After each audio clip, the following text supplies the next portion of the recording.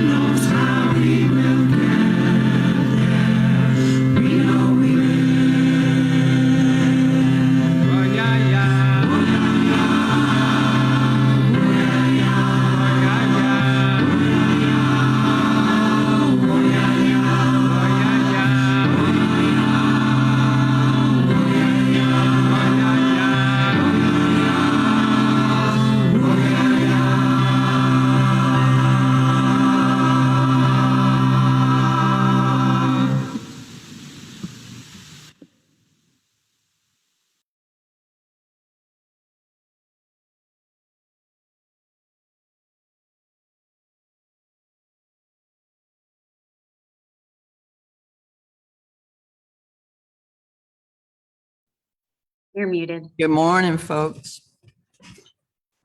Thank you for being here. This is All Souls on a Sunday. The world keeps changing around us, but it's awfully nice to be here with you in this time.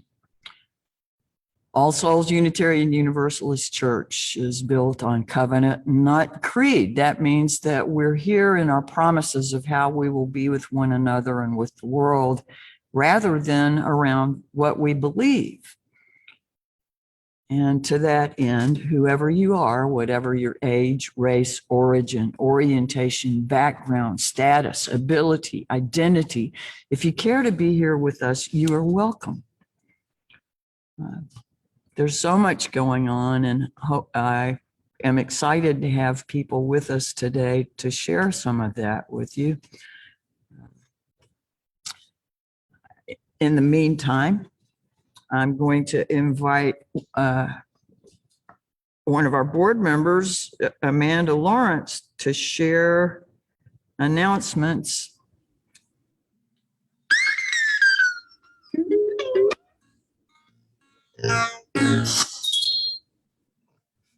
That was really fun. I feel like if anybody had sort of like gotten into sort of a relaxed, meditative, nigh drowsy state from the music, then they are with us now.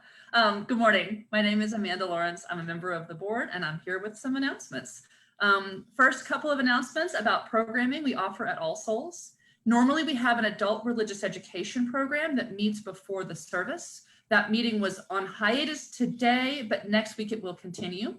As I'm going through these events and announcements, if you would like more information about them, please post a comment in the chat below, and somebody will get you some more information. I'll also tell you, all of the information I'm giving you today, I did not get from some special board connection. I just read the outgoing email. So if you would like to know all of these things, that's an option that you could have as well. Adult religious education will be back next week before the service. Also next week, we will have children's religious education after church at 1:30 in person at All Souls with water balloons and other outdoor fun for all ages.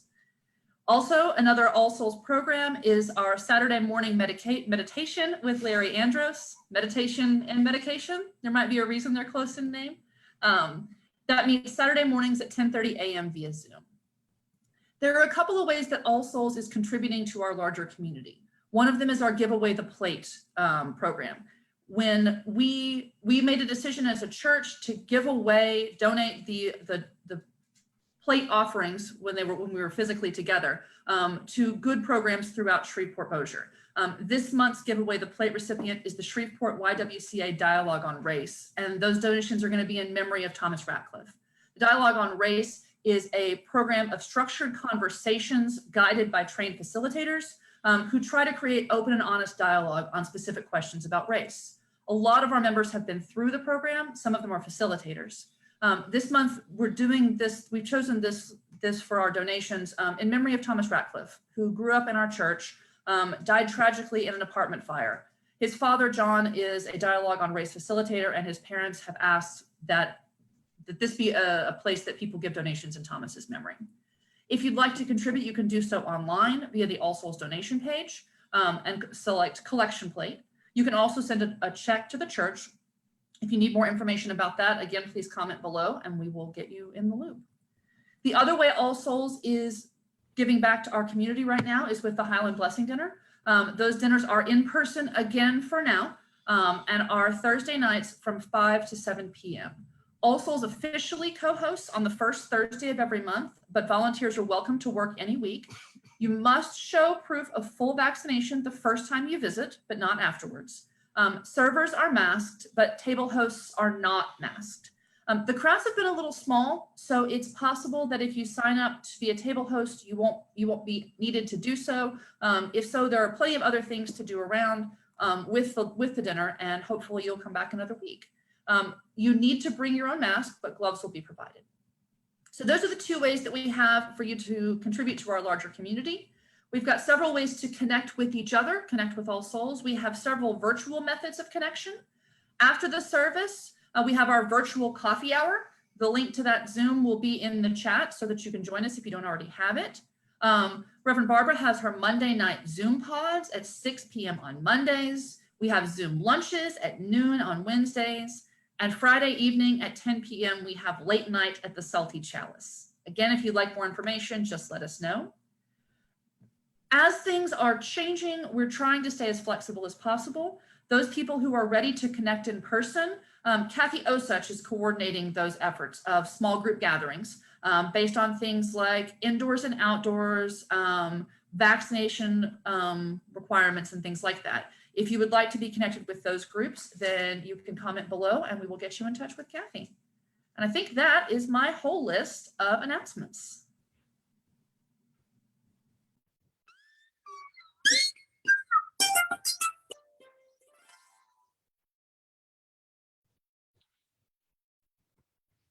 Thank you, Amanda. All of that stuff is variable according to what comes up from the governor and the president and our regathering committee. And so please stay tuned and stay connected. We need each other through this, whether we're in person or here.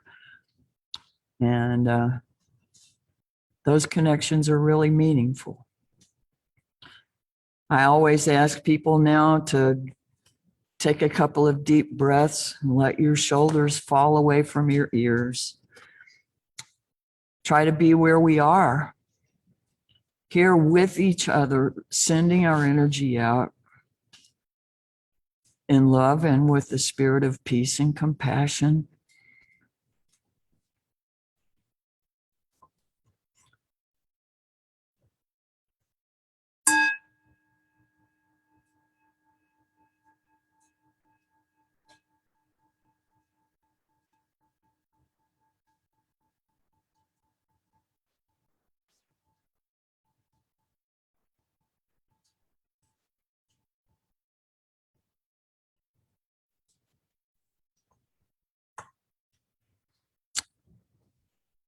This is adapted from The Church Has Left the Building by Margaret Weiss.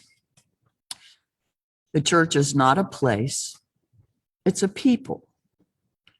The church is not the apex of a building above the tree line, streets or cars. Rather, it's people proclaiming to the world that we are here to do the work of healing and of justice. This church is not walls, built brick upon brick, held together by mortar, but rather person linked with person, linked with person, all ages and genders and abilities, a community built on the foundation of reason, faith, and love. The church is not just a set of doors open on Sunday morning, but the commitment day after day and moment after moment of our hearts, creaking open the doors of welcome to the possibility of new experience and radical welcome. Radical welcome. The church is not simply a building, an apex, windows, a pew. The church is the gathering together of all the people and experiences and fear and love and hope in our resilient hearts. Gathering however we can to say to the world, welcome, come in, lay down your heartache and pick up hope and love. For the church is us, each and every one of us together, a beacon of hope to this world that's so sorely needed. I would like to ask the Lawrence Allen family, the Allen Lawrence family, to lead the first portion of our chalice lighting this morning. All right, good morning. Now, this is the children's chalice lighting, and our children have abandoned us. So we're going to do our very best We have watched Miss Susan's video to try to learn the new hand motions, and we trust that you'll be patient with us if we only get it mostly right. You ready? Sure. We light this chalice to celebrate Unitarian Universalism.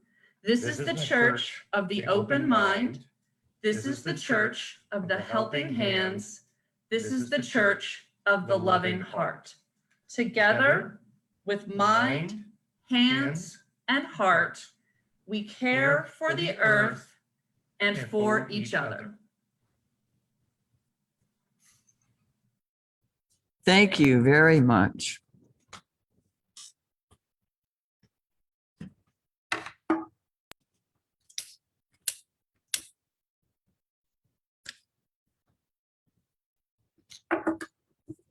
Y'all did a great job.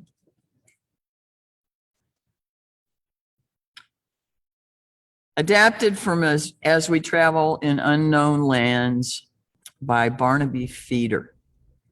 We kindle a flame we trust will lead us forward as we continue to travel in unknown lands, where the question, shall we ever get there, resounds, a clear, pure note in every silence.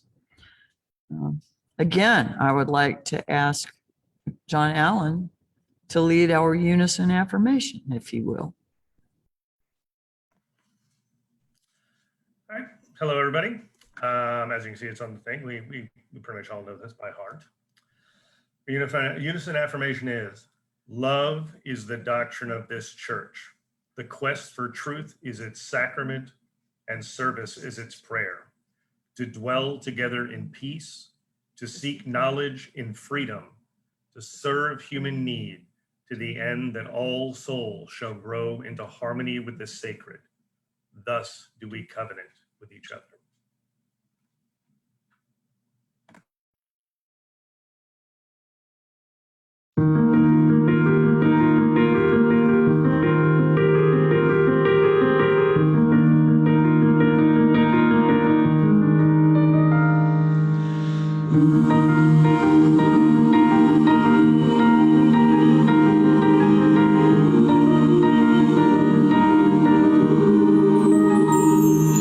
My life flows on in endless song above earth's light.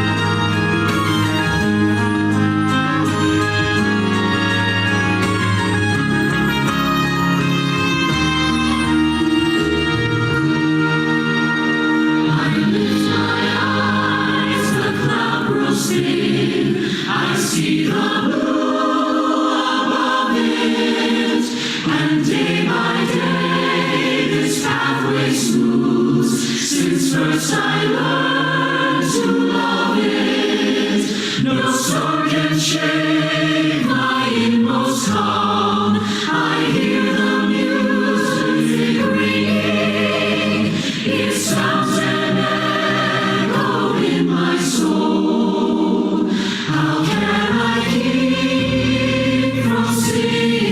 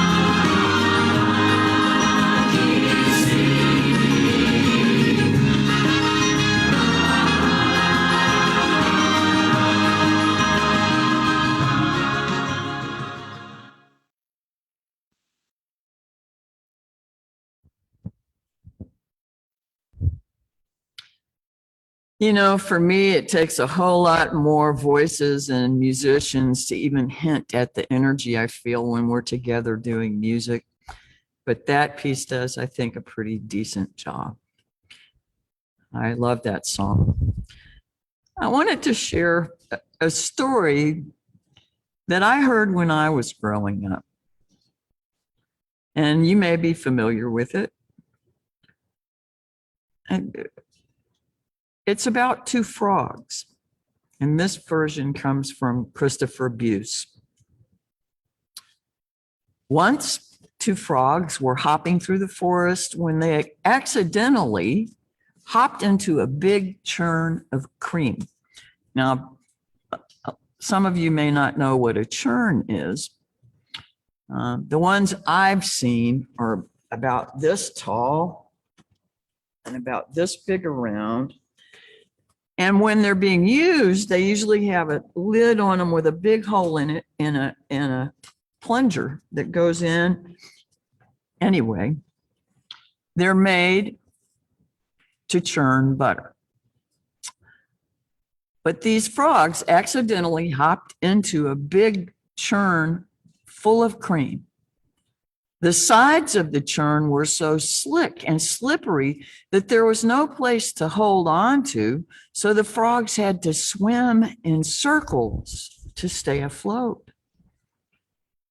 After a long time, one frog said, "There's no hope. We're doomed to drown in this churn." The older frog of the two said, "Don't lose hope. Life is a circle. There are bad times and there are good times. One must endure the darkness of winter to see the spring." The young frog was not so sure, and he said, "You're wrong. You're going to die, I tell you. We are going to die." The older frog said, "We must keep hope alive. For if hope dies, we too will die. But if we keep hope alive, we will live to see another sunrise." But the younger frog was already starting to lose hope, and he began to sink down into the creamy liquid. "Keep hope alive, keep hope alive," cried the older one. Then the younger one started repeating, slowly at first, "Keep hope alive, keep hope alive." The more they repeated the words, the stronger they felt. The stronger they felt. And the more strength they had, the better they could swim in circles. I guess they didn't know how to tread water. So to swim, they had to move someplace. And in this little area, they just swam in circles. As they swam and swam around and around in circles, an amazing thing happened. They realized they weren't sinking anymore. The cream had turned to butter. That's what happens when you churn butter. The two frogs were able to hop off the butter and out of the churn. They landed on the ground just in time to see a beautiful sunrise. The older frog said to the younger one, "Remember, my son, life is a circle.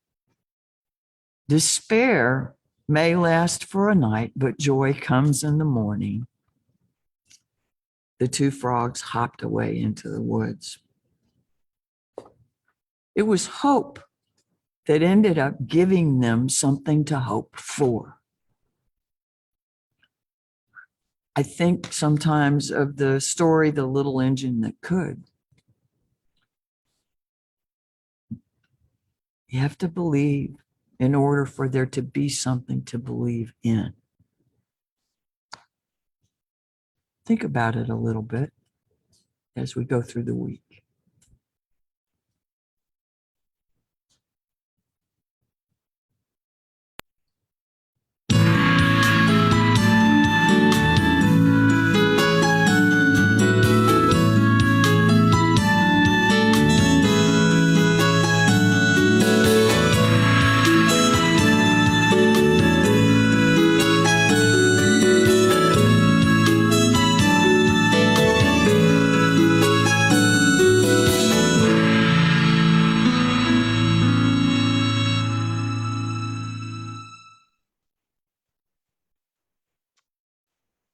Good morning.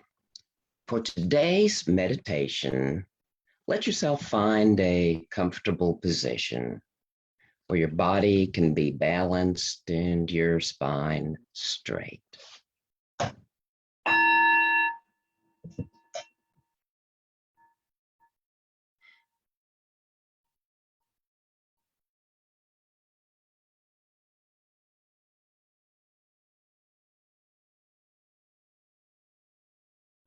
Begin with a deep, comfortable breath, shifting your attention to your heart space, and imagine breathing in and out of your heart.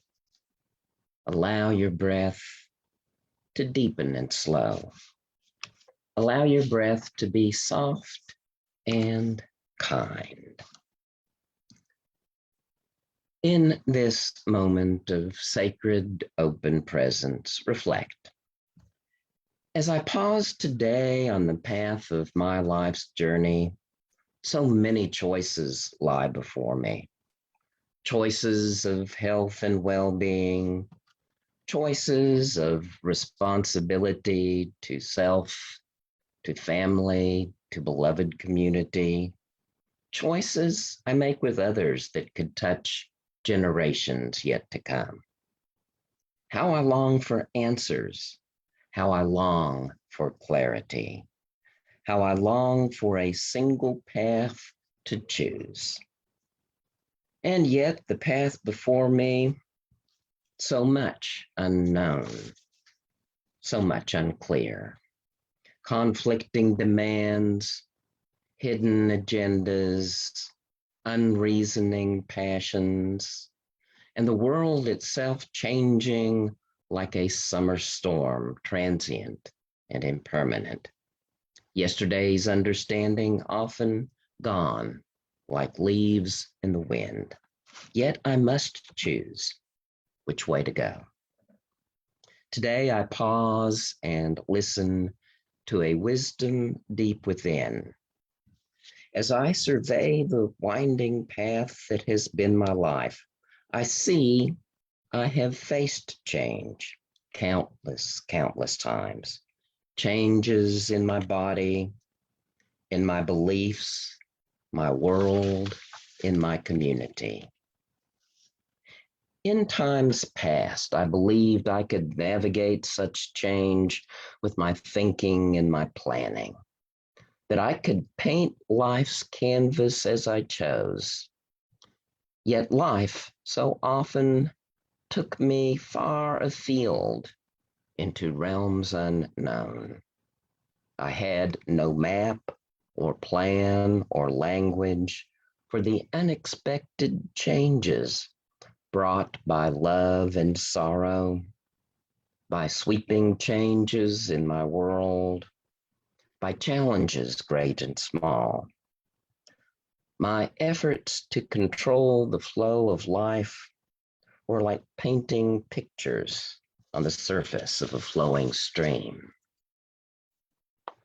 I now see that in those times of change, I was carried forward on my journey by something more deep and sure than any passing thought, the wisdom of the heart. In darkness, my heart found light. In the vast unknowing, my heart prepared the next unfolding step with its simple presence. With no map to guide, my heart has found a way. Today, in this sacred time and space, as I face unprecedented change, I choose a path with heart. I will release the past and embrace the steps that now unfold. I will open the door of compassion as my way through fear. I will walk the path of heart hand in hand with beloved community as we lay stepping stones of kindness and peace toward a world more beautiful. I will let the wonder and mystery that is life live itself through me. In this moment of sacred unknowing, I center in my breath. Breathing in, I touch the great mystery. Breathing out, I trust the next unfolding step.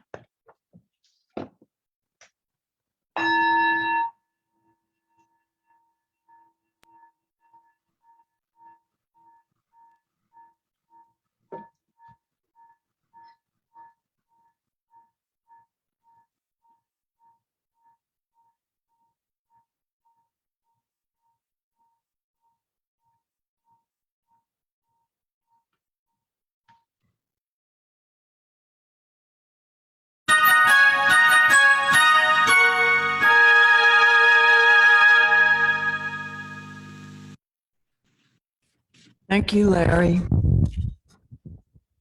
For today and our time together, I asked someone who's a part of our regathering committee and who has been committed to following a lot of the data about this pandemic and its implications on our lives, Dr. Jennifer Russell, to share with us some of the stuff that she's been tracking and maybe some of what the gathering committee has come up with together. It's full of people with different opinions. So I invite and thank Jennifer Russell for being here with us this morning. Jennifer, would you like to share? Thank you, Barbara. I am going to share my screen so you guys can see some of this represented graphically.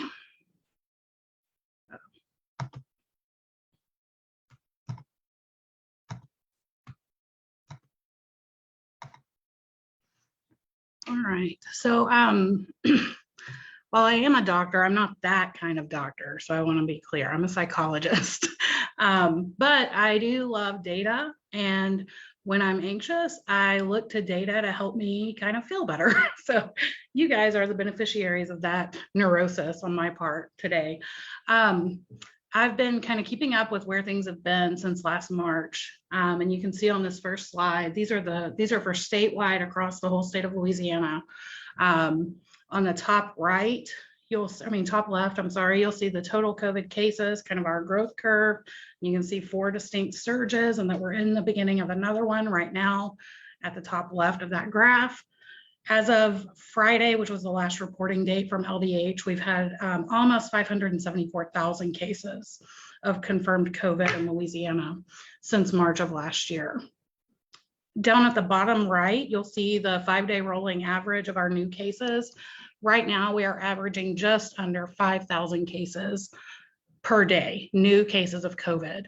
That is higher than at any point in the pandemic so far. You can see the 3 previous surges on that graph. And over on the right-hand side, that our current surge is higher than those. So with regard to new infections, things are as bad as they have ever been.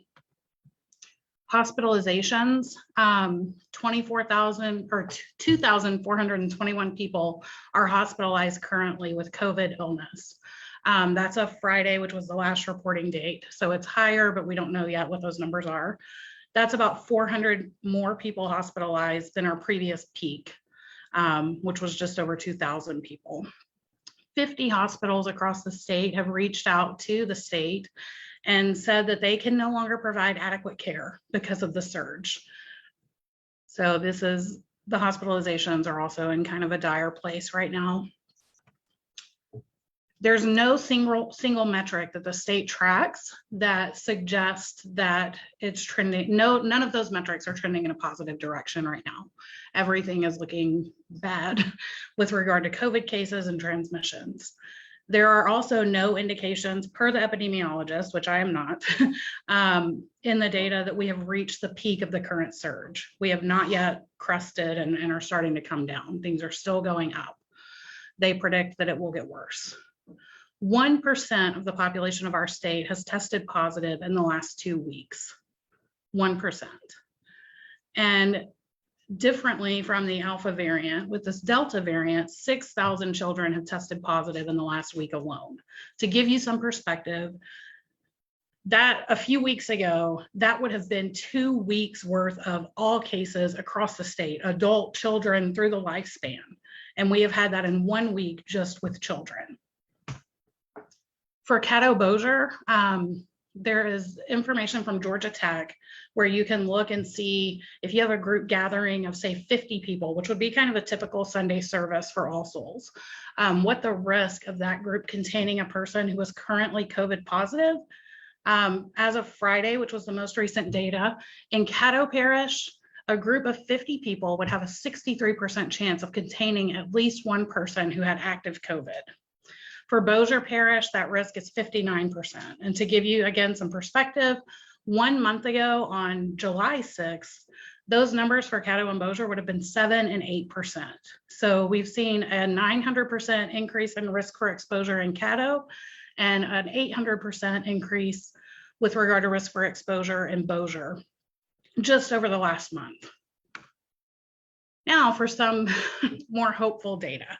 As we know, vaccination rates are incredibly low in Louisiana. We kind of go back and forth between being the worst and the next to worst. I don't know where we fall right now, but our rates are low and it's a problem. So far, as of the last update from the state, we've administered about 3.6 million doses here in Louisiana. 2.04 million people roughly have initiated their vaccination series. 1.74 approximately million people have completed their vaccination series, and that amounts to about 37.5% of the state's population. And the number of people initiating their vaccination series has increased 500% over the last month per Dr. Cantor and LDH. So that is a point of promise. People who have either delayed or previously thought they might not get or need the vaccine are apparently currently deciding that it's time and that they are going to get that vaccine started. That is good news. That is a glimmer of hope.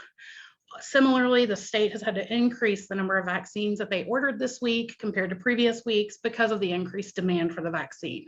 So we are in a bad place, but we are moving in the right direction with regard to our vaccinations. So what can we do at All Souls and what do we need from you?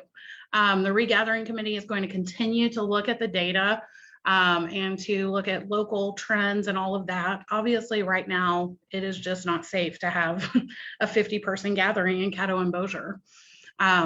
We wish that were not true. We miss you, but it's just not possible or responsible to do that right now. What we do need to do are wear our masks, get your vaccination if you have not, if you're hesitant, talk to your trusted healthcare providers, not social media and not sources that aren't reliable about your risk and when and whether it's appropriate for you to get your vaccine. And if they recommend it, go get it. If you need help accessing the vaccine, reach out to the church. We can help get you connected with a place to get your vaccine. Back up when you are in groups of other people. We know that close proximity is one of the risk factors for transmission. And finally, speak up with your needs. Let us know how we can care for you and what you need until we can be together again physically. Thank you.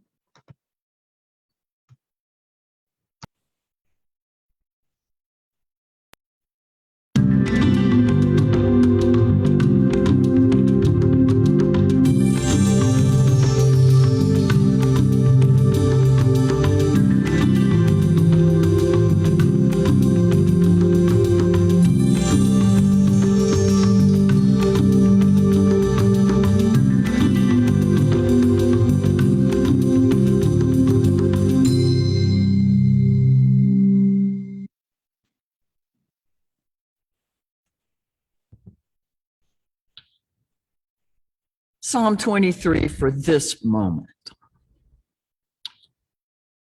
May I remember in this tender moment that love is my guide always, shepherding me toward ways of openness and compassion.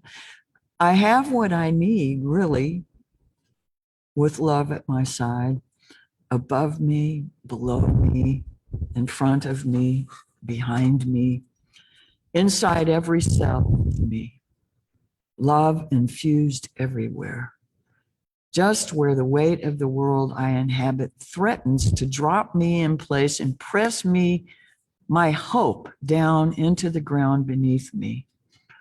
Love invites me to rest for a gentle while and leads the center of my soul to the quiet, still, restoring waters nearby that somehow I had not noticed. And so love quietly sets me once again on its tender and demanding path.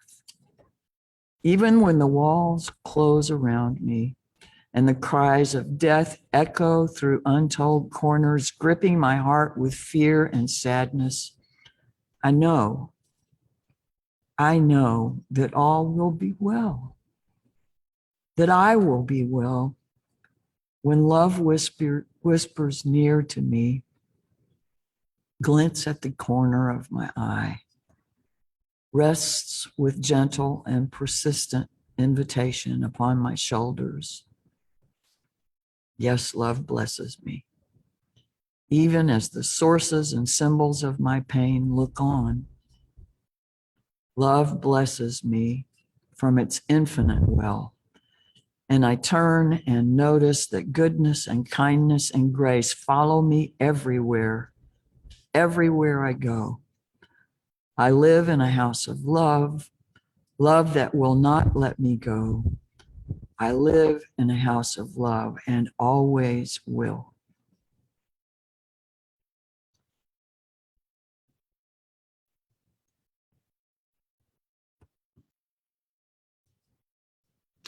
We are here to be lifted in love. Look at the birds, they tell us. We are here to be lifted in love. Look at the trees, they tell us. We're here to be lifted in love, to listen to love as a flower raises its face to the sun. We are all one, here to be lifted in grace and love. We are here to be lifted in love. Look at the sky, it tells us. We are here to be lifted in love. Look at the trees, they tell us. We're here to be lifted in love, to listen to love as the children raise all their faces to the sun. We are all one, here to be lifted in grace and love. We are here to be lifted in love. Look at the trees, they tell us. We are here to be lifted in love. Look at the seas, they tell us.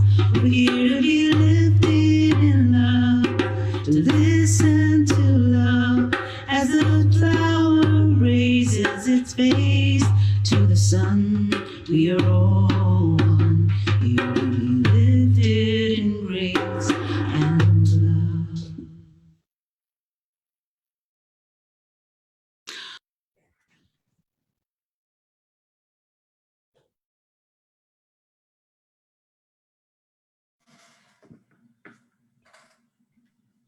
I've asked a couple of people to share with us where they find hope and see hope in these times. And I'm sorry, I just interrupted you, Amanda.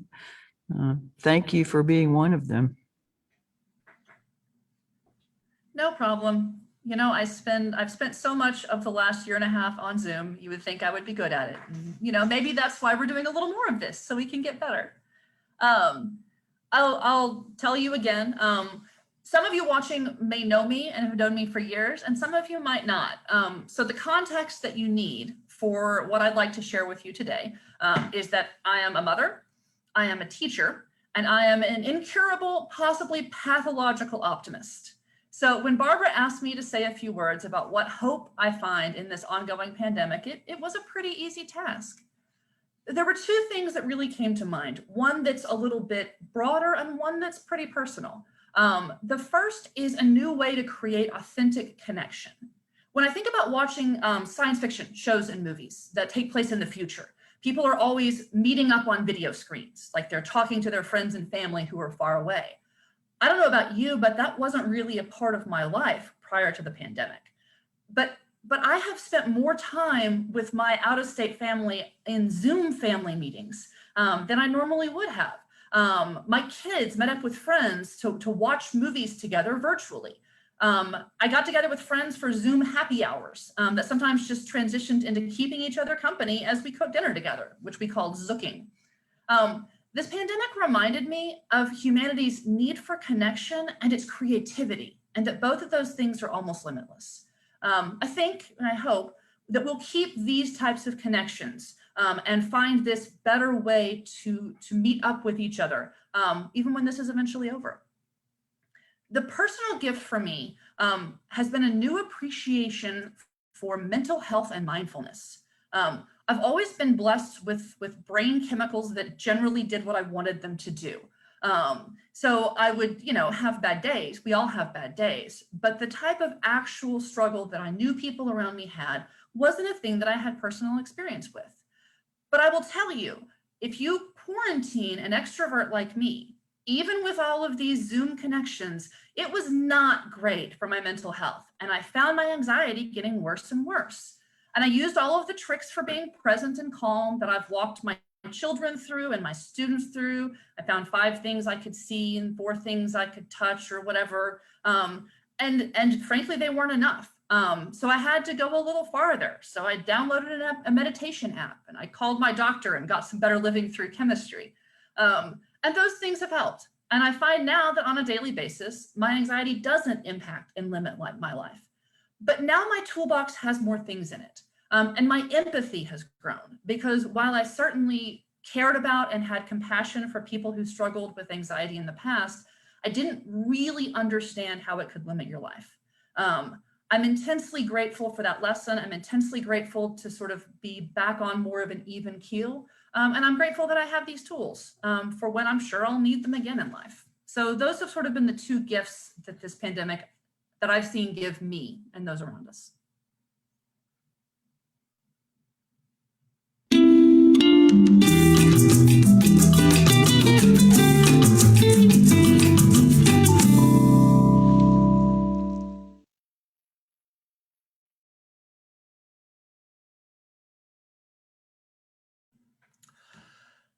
Hey, everyone.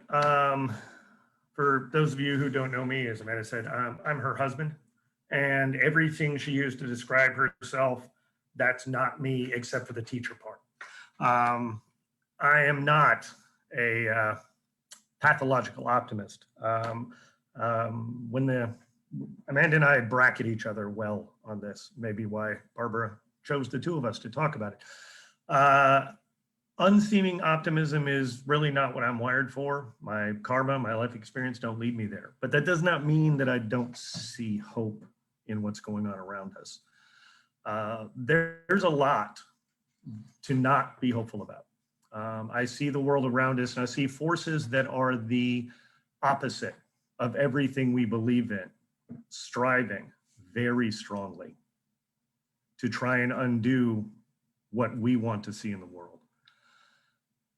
And again, I don't know optimism real well, but one thing I have a lot of experience with is conflict. And I can tell you this from extensive experience. No one fights this hard unless they know they're losing. The people who are opposing us see the basic trend of the arc of history bending the way we want it to. And they know that that's pretty much unstoppable. They wouldn't be trying to undo so many of the things that have happened and ignore the things that we value if they didn't know how powerful they were. And so that gives me hope in my more darkly tinted view of the world to know that kind of like the analogy of Barbara talking about with the 2 frogs swimming around in that butter churn, it can look hopeless. It can look like things are pretty dark and moving in a different direction.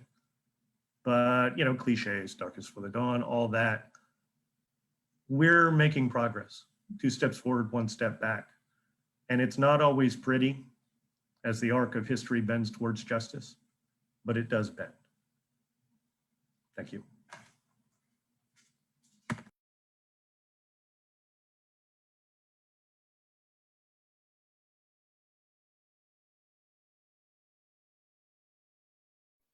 And on that note,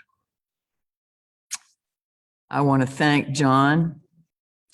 He wasn't real sure why I would ask somebody who's not the eternal optimist to share about hope, but I think he kind of made that case for me in what he said. And thank you, Amanda. you share a lot that we all need to think about. And Jennifer, I think you did a wonderful job of presenting us with factual information. We cannot serve one another or the circumstances well without staying informed to some extent, you know. And I thank you for doing a lot of that work for us. The first minister of this church was Burton Carley. He has retired now, but he wrote this: I wonder if the river ever despairs of its downward destiny and harbors a secret desire to flow uphill.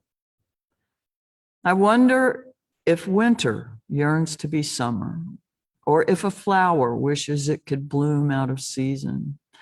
I wonder if silence would like to shout, or if the sky wants to fall down and become the earth. I wonder if the birds long to become rabbits, or if the fish ever dreams of walking on the land. I wonder if the mountains envy the valleys, or if snow secretly covets the warmth of June. I wonder if the moon complains that it's not the sun, or if the stars envy the earth. I wonder if rain prefers a cloudless sky, or if grass tires of green and hopes for blue.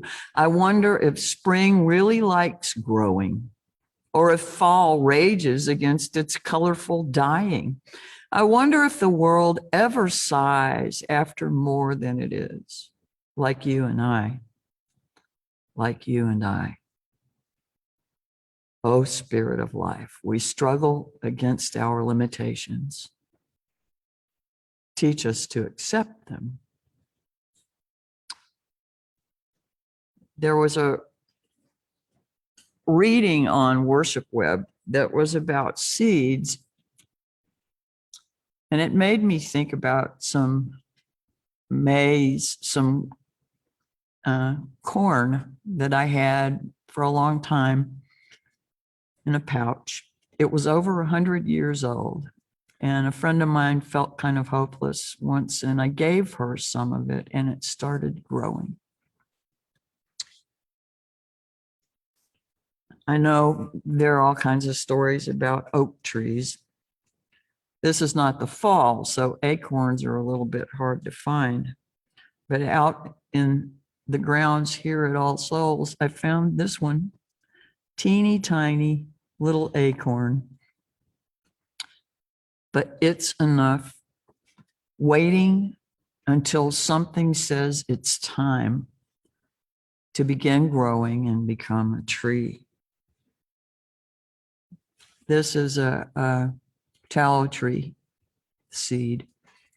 Tallow trees are illegal some places because they're such an invasive species, but practically any place they fall, they start growing.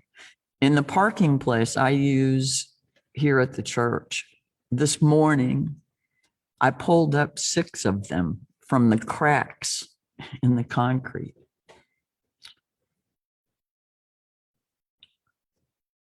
Hope needs to be a seed. There's so much that's in transition. Hope is necessary to feed the soul, but it can keep the belly grumbling. It's not everything. But just like with the frogs in our earlier story, hope generates hope and cultivates things worth hoping for. So with the fierce urgency of now and the hope we hold through faith that the arc bends toward justice, like John said, that revelation is ongoing, like James Luther Adams said, that love can and will evolve in humankind.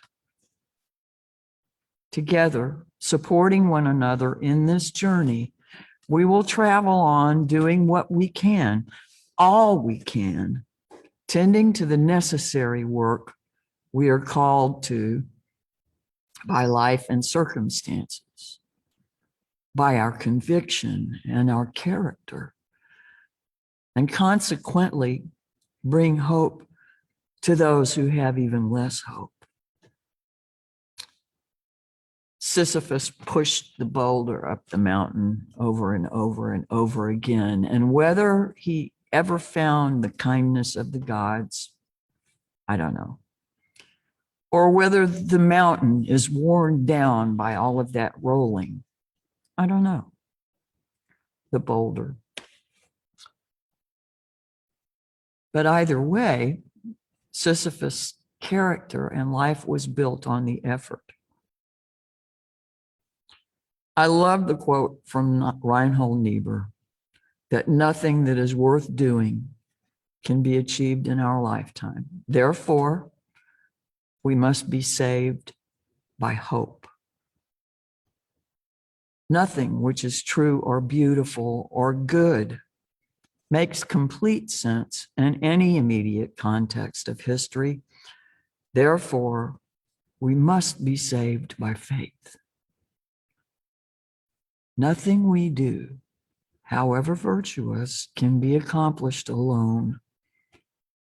Therefore, we are saved by love.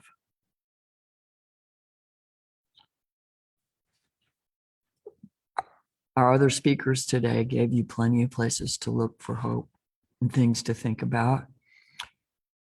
I hope you'll do that. And I also hope if you begin to feel hopeless that you'll reach out to some of us.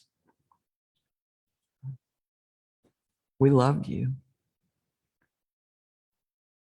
We're here for each other.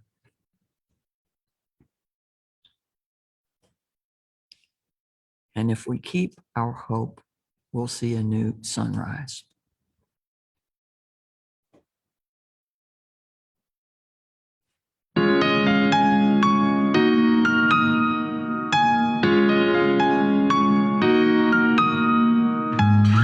Here comes the sun, little darling. Here comes the sun, and I say it's alright.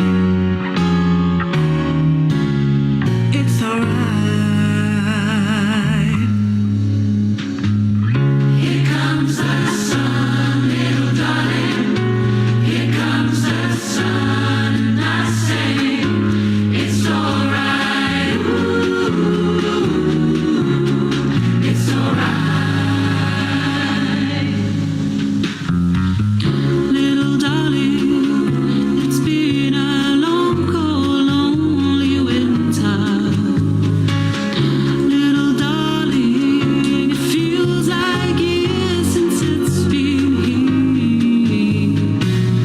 Here comes the sun, little darling. Here comes the sun, and I say it's alright. Ooh, it's alright.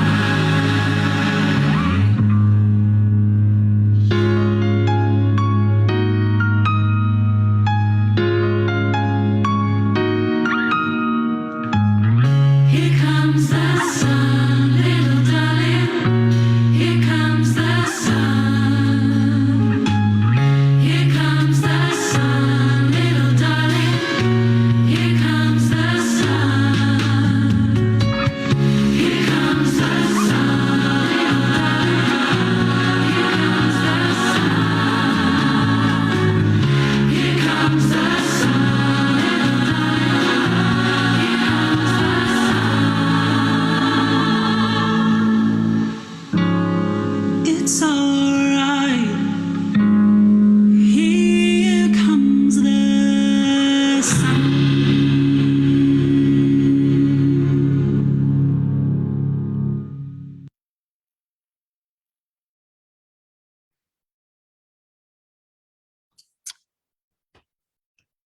May whatever activities and being together we engage in this Sunday afternoon help restore us, our connections to one another, our sense of hope, beauty, and fun in this world. Our deep knowing that we have to take care of ourselves and each other with love and joy if we are to soulfully survive the world's mayhem. The question, shall we ever get there, resounds a clear, pure note in every silence. It is with our hope we ensure that we will, in fact, get there. Go with hope for all the unknowable possibilities and go in peace. Thanks for joining us this morning or whenever you watch this. Take care.